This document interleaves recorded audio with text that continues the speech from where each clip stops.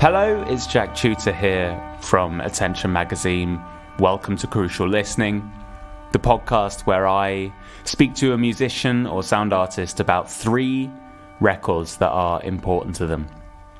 This time my guest is Aidan Baker, a musician currently based in Berlin, and one of the most prolific musicians that I can think of.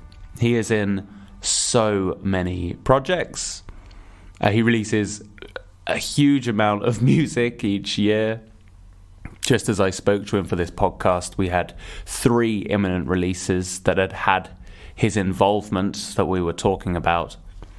So he does music solo. He's also in a band called Nadia with his wife Leah Bukarev.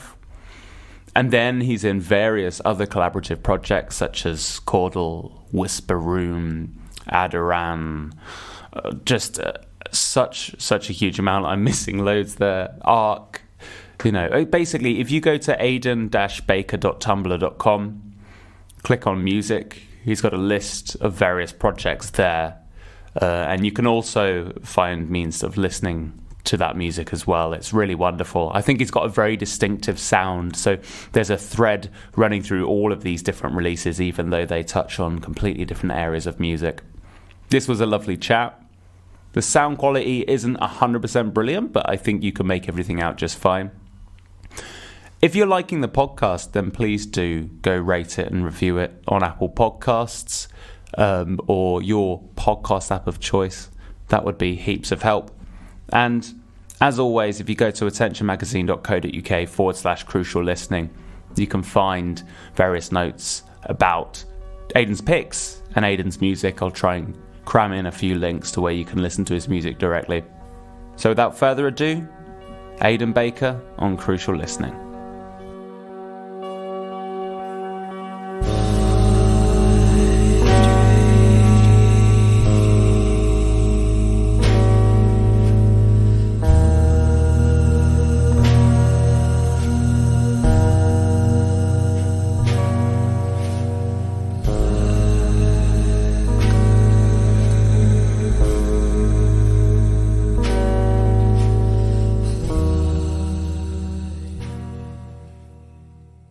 Aidan Baker, welcome to Crucial Listening. Thank you for having me.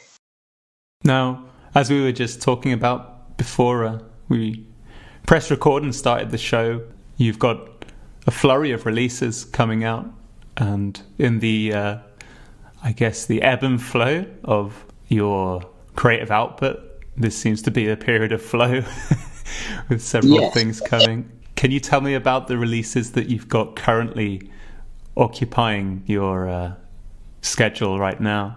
Well, the first one that's actually seen release is Whirl, a duo with myself and Thomas Yamir, the drummer, a Swedish drummer, and it just came out last week with Drone Records and Wolves and Vibin Street Records, co-release between 2 small labels here in Europe. And it was recorded a year ago, a live performance on the MS Stubnitz, which is sort of a floating art center / squat in Hamburg on an old fishing boat. And after that, there's a new quartet of mine called Orchard, which also was recorded about a year ago, recorded last October in France, and will be coming out in a couple weeks. And this is sort of a spontaneous quartet put together by Stéphane Grégoire from Ici D'ailleurs Records. He had this idea of gathering musicians that he knew and worked with together, but who had never worked with each other, and trying to make an album. And so that's out on September 22nd. And lastly is another group, sort of spontaneous group of myself, Thor Harris on drums, and Simon Goff on violin.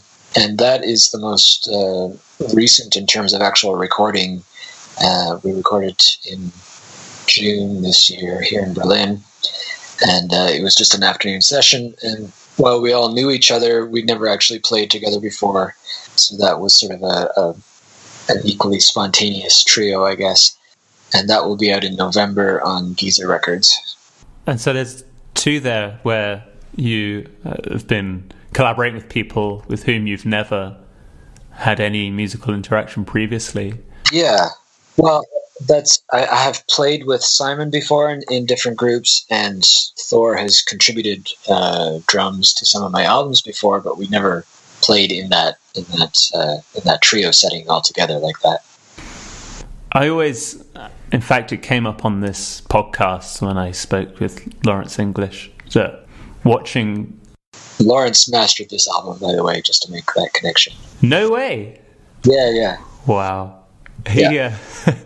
He was, in fact, that makes total sense, because I understand the depth of his love for swans is quite intense. We were talking about watching a band like The Necks, who have been collaborating for so long together in an improvised setting, and the anxiety of that initial moment of waiting for the first person to do something. And that arises with people who've already got a basis for knowing that they can get something off the ground. How do you feel in those situations when you're thrown together with people with whom you've never collaborated in that particular type of circumstance, and you're trying to stimulate music out of that situation? Is that something that you find comfortable, or is there an anxiety to that? No, I generally find it fairly comfortable. I don't think I feel anxious about it at all, actually. I'm more excited, really, because there's the whole infinite possibilities in front of you. And that moment when somebody plays a first note sort of starts it and leads where you're going with whatever you're doing. And invariably, somebody will end up leading to a certain degree, but even if no one sort of takes charge, that sort of moment when things start to coalesce is a really magical kind of moment for me. And with the collaboration with Simon and Thor, given that you've had interactions with both of those musicians previously, did you have any expectation of the direction that one would take? And if so, where did that sit in relation to the actual end product of what you produced? To be honest, we didn't have any expectation at all. We just thought we would try and see what happens. And I think everybody was kind of surprised, not really knowing where or what direction we would end up taking. And we kind of moved between a more sort of krautrocky, space rock sort of feel, and then sort of this ambient textural thing, which I think was kind of surprising in one way, and then in the other way, kind of expected. So I don't know. It's hard to say, whether there's an expectation there, and if we fulfilled it, or whether it was a complete surprise for everybody. I mean, there was one particular moment I recall when listening to it for the first time, and I think because all my recent experience with Thor has been via swans and riding those waves of volume as they go further and further upward. I can't remember the track it was, but there's a moment where you seem to rise towards that point and then dive straight back down. And I remember that being a particularly profound moment of subverted expectation for me, based on, I guess, my own experience with how he handles dynamic and percussion, or at least when I've seen him in recent performances. Right. So I'd like to go to the main portion of Crucial Listening. Aidan, I've asked you to produce a list of 3 records that are important to you. And one thing I tend to ask, actually, is because I always am intrigued to see how people navigate that question. Was there a particular interpretation of the term important that you used as a way to bring these albums together? To a certain degree, yes. Mainly that I wanted to represent sort of a spectrum of influences. So, not all metal, for example, or not all ambient, but something that kind of crosses both my own interests and what I'm attempting, or what I have and am attempting to do with my own music. A question of trying to be diverse, but to represent not only my own output, but my own listening habits.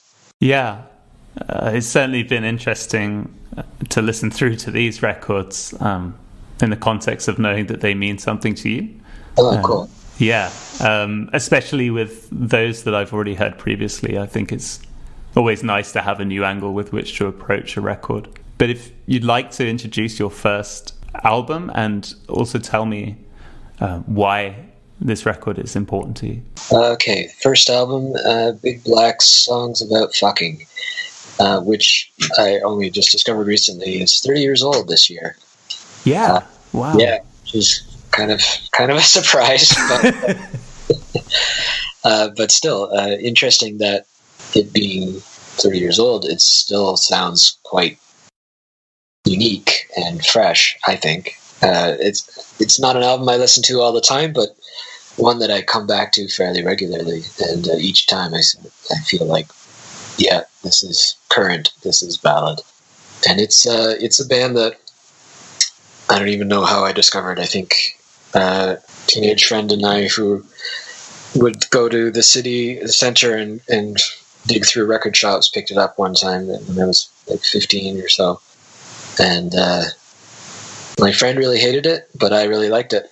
And then so I took it home with me and played it fairly incessantly as a teenager. What had you been listening to otherwise at that stage of your life? Where did Big Black fit into your frame of reference? This was right about the time I was starting to get into punk music more.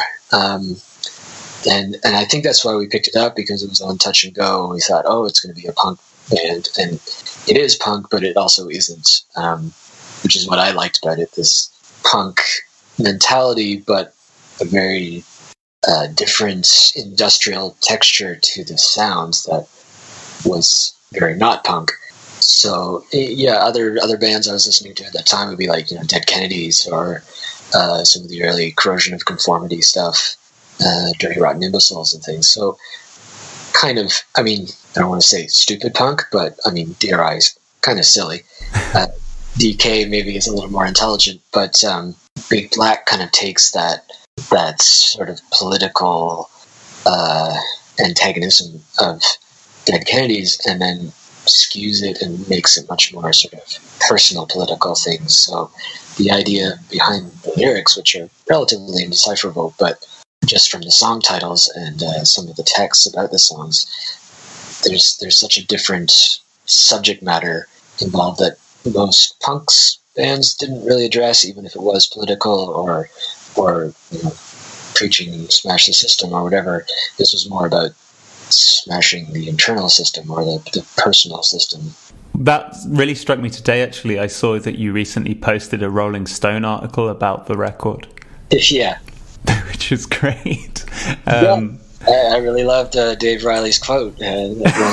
Sickens him, but that was a bit of a surprise to see that being posted in Rolling Stone. It was, yeah. But as you say, I think it's a record that, as I listened to it over the past couple of days, still felt incredibly fresh. And I think it's one of those, you often get that experience where you listen to an album which previously felt very intense and then find that the distance of time has sort of eroded that angularity, Yeah, definitely. And this album definitely hasn't softened at all. It's still incredibly acerbic and nasty. I wonder what it must have been like for you as you said, you were 14 or 15, was it, when you first heard this? Yeah, shortly after it came out, I guess. And the lyrical content, as you say, has this internal drive. And something which I still find quite uncomfortable, in that there's this embodiment of unpleasantness and this sort of theatrical sort of playing the role of that person. Which it's an interesting perspective for the band to take. You see this a lot in where people assume that everything that you say, as whether it's a lyric or write, is you speaking, but one needs to separate the author from the character, and that doesn't happen very often in music. But when it does, it's interesting that when people sometimes miss that connection, and I'm sure that happens with Big Black a lot. Do you think that could be anything to do with the fact that, I mean, as you say, you came from a punk perspective, which I guess a lot of the narrative in punk is very much, there's a sincerity to the lyricism, and as you say, there's a smash the system, which isn't always saying, parodying the system itself. It is kind of on the offense, on the system. Right. To have that subverted in a music which still carries the same intensity. Do you think there's, I don't know, like people muddle the sincerity of punk sonically with that lyrical perspective that's taken on? Yeah, certainly punk can be quite effortlessly cliched in that regard, because you take those very simple tropes of, fight the power or, teenage rebellion, and, you can only say it so many different ways. But if you have a song about a guy killing somebody after a barbecue, that has a whole different, I don't know, not only tonality, but layers of meaning and possible analysis behind it that just doesn't exist in a lot of other punk songs. Definitely brings me to thoughts of the fact that I think I discovered White House for the first time at around 15. Oh, really? Okay. Yeah. And again, I think I acknowledged that there wasn't a first-person perspective going on, but right. The unrest, I think, still exists even when you intellectualize that, or it does for me anyway, Yeah, but I think the unrest is part of the experience. Yeah, particularly I think in that article he mentioned that during live performances, Albini would sort of act out some of the unpleasantries on stage, right? Yeah.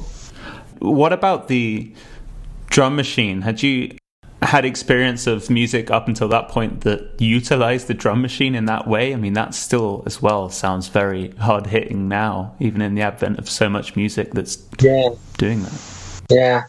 I guess the drum machine was relatively new to me at that point. I also listened to a lot of 80s pop, so the drum machines or drums made to sound mechanical, certainly a pretty common sound. But the way, as in that article, where they're talking about the use of the drum machine not as just a substitute drummer, but as an instrument itself, I thought was pretty interesting too. Not really something I really considered in the way Big Black used the drum machine. But it is different than a lot of people who use drum machines as simply, a rhythm keeper or something. So maybe I didn't appreciate it when I first listened to them, the way they used the drum machine then, but it is something now that I think, okay, yeah, that's pretty interesting what they're doing with that. And certainly it's an influence on what I've done with Nadia too, because the drum machine is so integral to our sound in a way. And I am trying to make it sound not necessarily like a real drummer, but also not like a drum machine. So it's trying to find that middle ground of disguising the artificiality of it, but not making it human at the same time. Yeah, I was going to say, I definitely get the sensation with your music that the drum machine definitely justifies its right to exist as a drum machine. I don't feel that does it justice. I love the utilization of the rhythm within your music. I think it's so distinctive. But yeah, I think there's one particular cymbal sound as well that I recall hearing on a lot of your records when I was first getting into them, which was nothing you could get out of a real kit, I don't think, but yeah, exactly, really cut into me, What about Albini's music generally? Are there other bands or other projects that he's involved in that you take a particular interest in? Well, I really like Shellac a lot too. When I first heard it, it wasn't a Big Black replacement, which I guess I was kind of looking for, which is foolish to expect, but whatever. Now I've come to appreciate them quite a bit, and having seen them play live a couple times and finding, I don't know, that the live show is really impressive, and just the way they play so effortlessly together. And it's interesting to think that most of it's not improvised, but they have this sort of looseness and freedom that's more associated with an improvisational group. Yeah, totally. I think there's definitely the sense that everything's kind of bulging out of the lines. Yeah. Yeah, like very controlled chaos, but so perfectly controlled that you don't recognize it as chaos.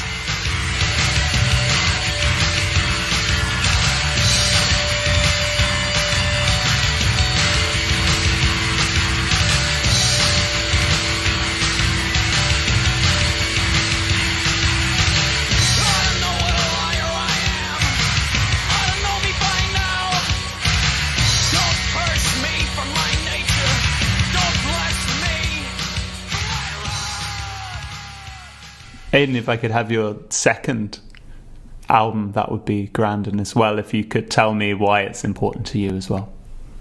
The second album is a collaboration between James Plotkin and Mark Spivey called A Peripheral Blur. It came out, I think, the end of the 90s, early 2000s on Cranky. And I knew Plotkin's work from his band OLD, which I was a pretty big fan of. And I kind of knew Mark Spivey's stuff with Dead Voices on Air, but was less familiar with him. And I hadn't heard the record at all when I picked it up, but because of the Plotkin name, I did. And I really felt an immediate connection to it as soon as I listened to it. I guess largely because it was around the same time that I was starting to do this more ambient type music or drone-based music with guitar as a primary instrument. So it kind of,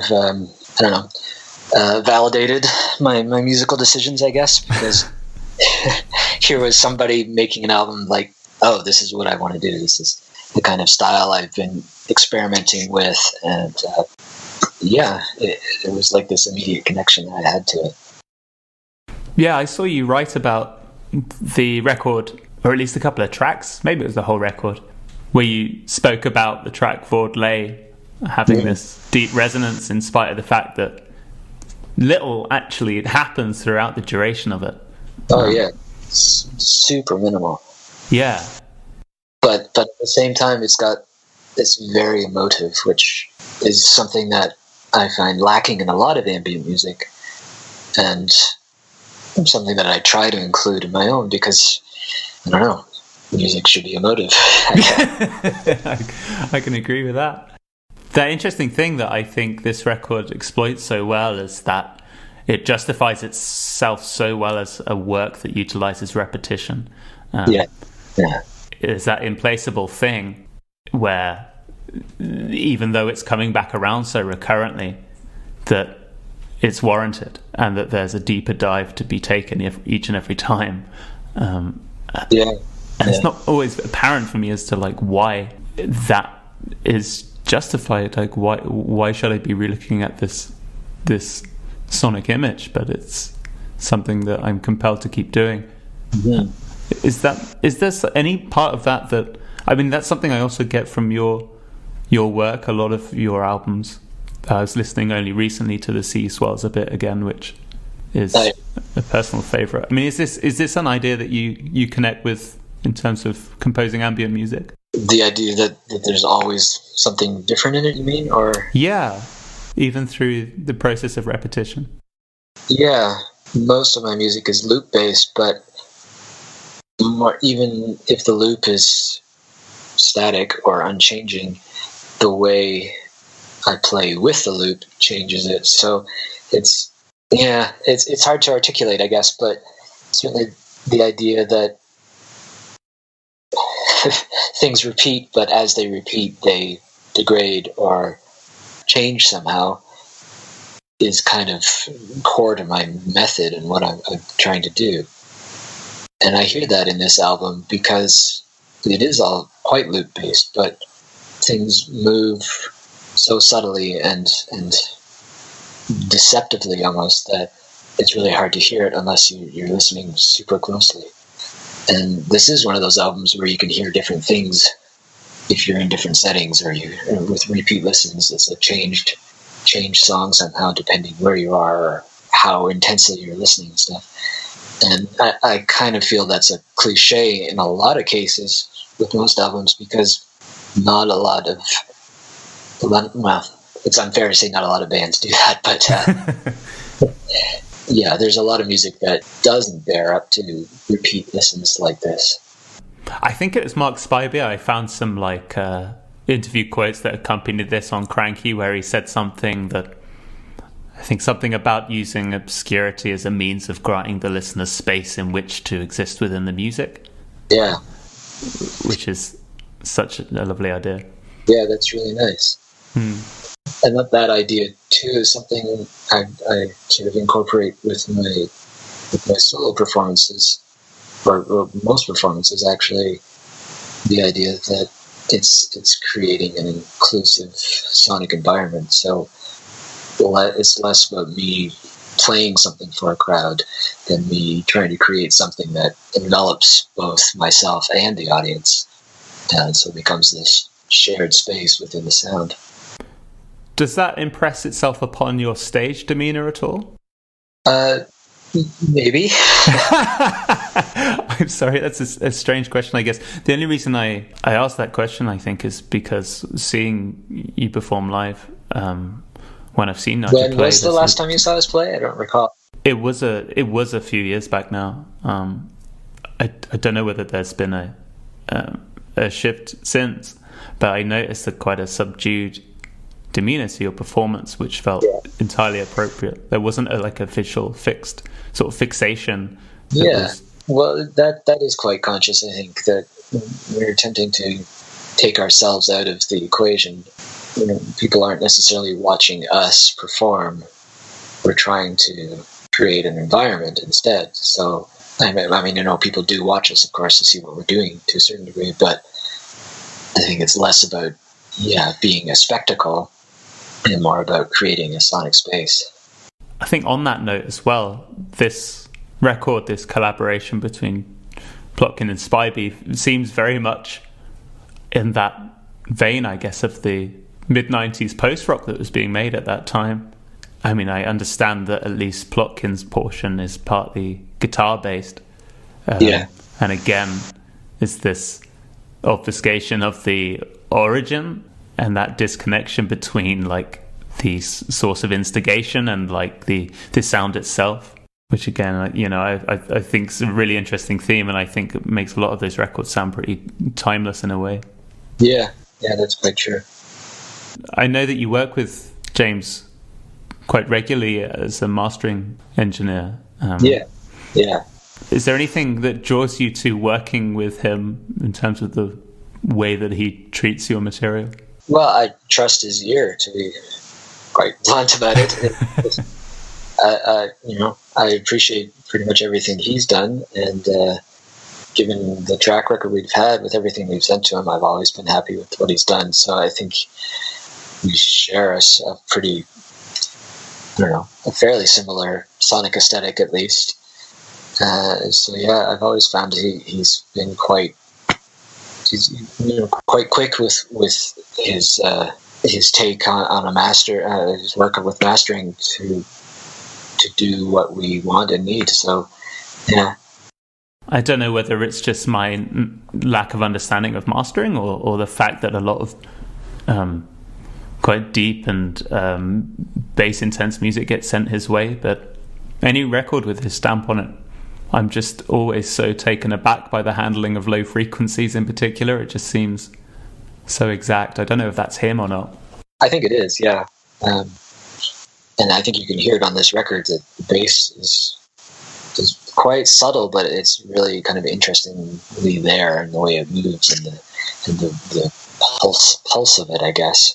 Particularly on that track Void Lay, because it's quite buried underneath, but it's really heavy. Oh man, there's a moment, or there's several times on that track where the bass kind of drops to a different note, and it's only then you realise that it actually has a presence within the music. Yeah, exactly. Yeah.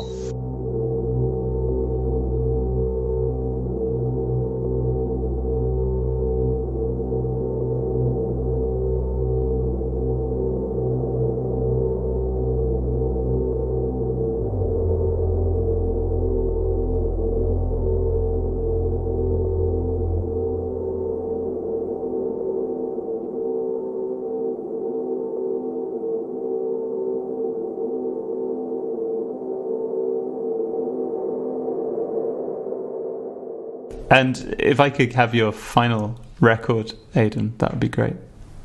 Final record is Stina Nordenstam's Dynamite.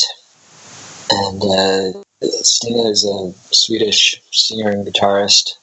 From what I've heard, she's a recluse and doesn't leave the house. So I think she had a brief spate of performances at the beginning of her career and then stopped performing live entirely. And as far as I know, she hasn't made music for the last 10 years or so. Her earlier work is kind of jazz-ish, pop jazz, I guess, in a way. And her later work is a little more Swedish pop sounding, but in a kind of indie pop kind of way. But this album, Dynamite, I've always described as an underwater grunge album because it has this sort of crunchy guitar of a grunge band, but it's so diffuse and vague and underwater sounding that it really has this bizarre charm that I really like.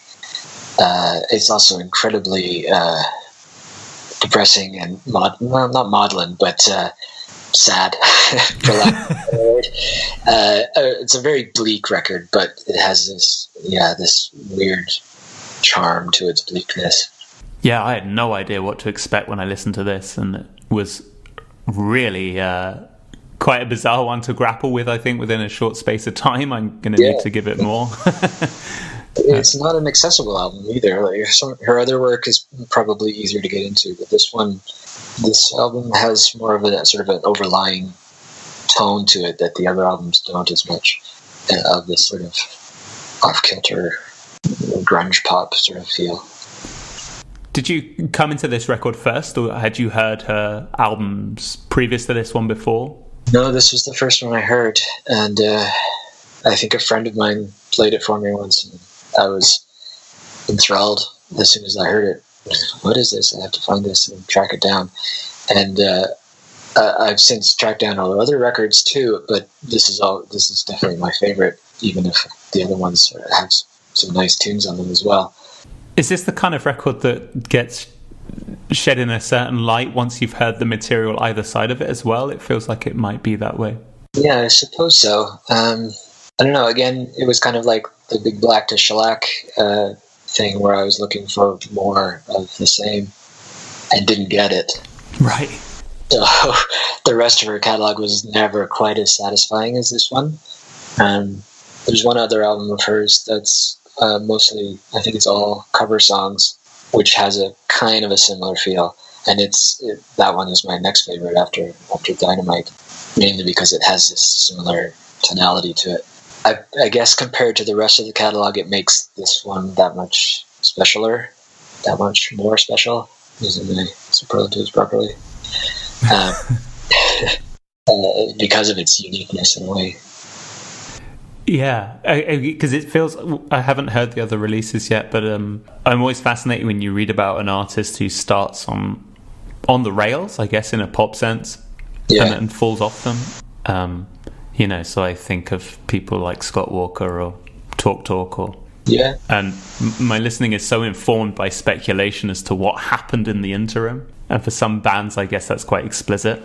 Like Talk were always very vocal about the influences that dragged them that way, but was there any indication as to why she kind of took this new tact after working within pop? I really don't know, actually. Other than I think I've read a bit that it was something of a response to the realities of performing live and trying to tour her first couple albums that were these more jazzy pop things, and her realizing that she just did not like that experience at all. So maybe it was an antagonistic record in a way that she wanted to alienate people with it, or maybe it was something that she felt was more true to herself. After being out in the world, she realized more about herself, and this is what she created. This is just speculation, but yeah, that's really interesting, though, that if it was born out of that, because it does feel like a very anti-live record. There's so much deliberate placement on there. You couldn't perform this. No, I don't think so. I think much of it was recorded in her bathroom or something, because it has this weird echoey tiled wall feeling. Yeah, it does. And in fact, the juxtaposition that really struck me, and it keeps coming back throughout the record, but I think it's the second track is the first time you hear it, is the strings that come in. Yes, because they're so lush sounding, and yeah, against this very angular, odd sounding guitar drums. So, yeah, just poking in through the bathroom window. It's quite surreal the first time that happens. Yeah. And there's also, I think it's the last track, where it breaks into this moment of distortion that completely jars within the bit with the section prior. Yeah. It sounds the spit of a Yezu track. Yeah, I hadn't thought of that, but yeah, that distortion is kind of the Yezu sound. Yeah, just sounds like it's the chords crumbling into its own distortion. Yeah. Well, yeah, I'm going to definitely spend more time with this one, because I think, as you've highlighted here, and also my first listen has indicated, that I come away with more questions than I have answers. Right. Which is always nice, not listening to that.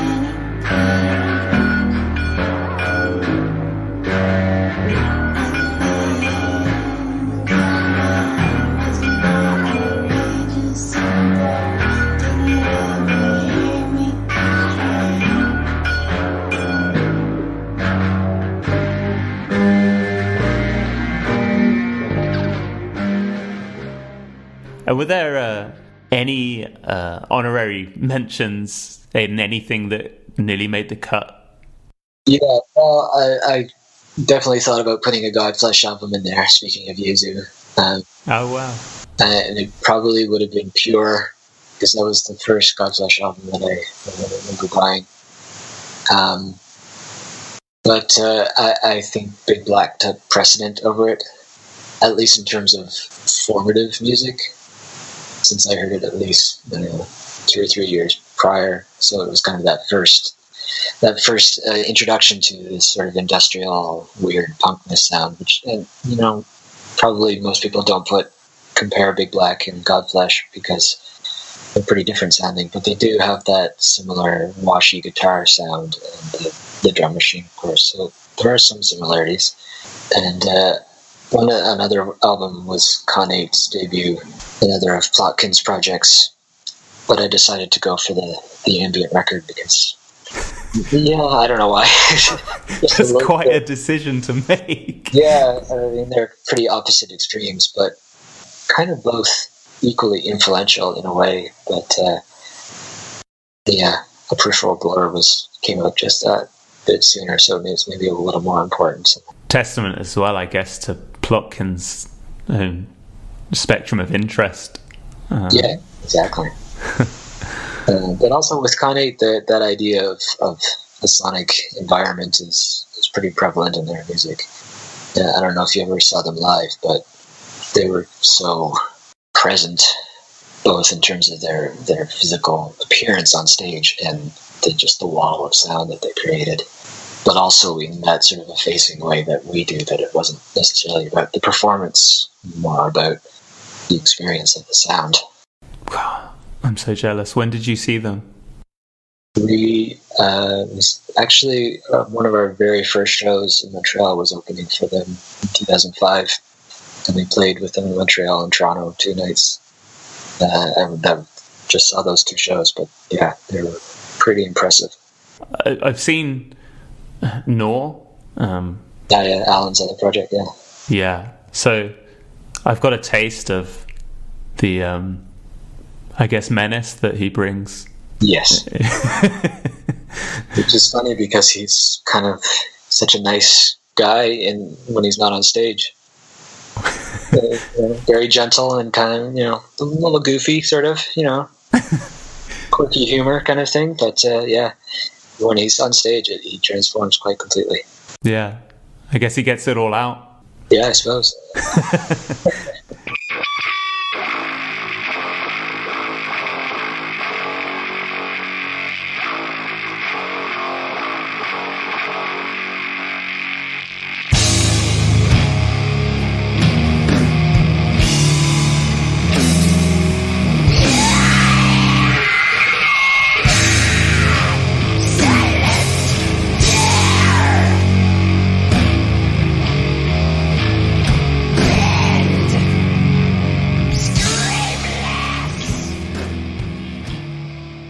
It's interesting, actually, the parallel you draw between Godflesh. Well, I say parallel. A toss-up between Godflesh and Big Black.